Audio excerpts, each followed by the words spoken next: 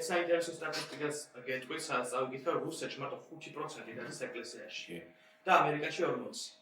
და რუსეთი ეს თან მარტო საკმაოდ თავ მსოფლიოში რუსეთს რომ წარმოგვიდგენს პროპაგანდა თავისთავად როგორც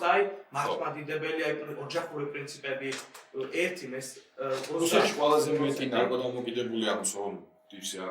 რაღაც ვინმე თავაკანინო და რაღაც ვირიქით რაც ხო იმაზე საუბრობენ რომ დასავლეთი ბურხონის და რაღაც ნარკოტიკას გამოგაცეს თითქოს უნის იმით ყველაზე მეტია კრიმინალი ყველაზე მეტია სექსუალური ძალადობის შემთხვევები მათ შორის არასრულწლოვანებზე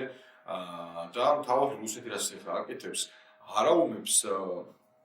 რუს ხალხს ტრადიციულ რუს ხალხს ის აუმებს რაც რეგიონში შემოერთებული რეგიონები და ადამიანებს და მიერეკება მცირესობებს კი იმიტომ რომ ეს დემოგრაფიული კატასტროფა კი ეთნიკურ მცირესობებს იმიტომ რომ ამერიკის ვიდეოს ნახე ერთ რეგიონში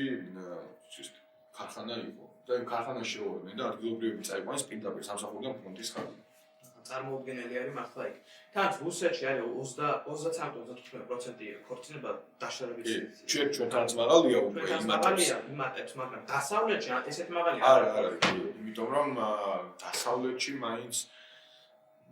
ადამიანის საბოლოო ჯამში მიდიან ამ განწყობილებამდე ალბათ ყველაზე გააზრებული პერიოდში და ეს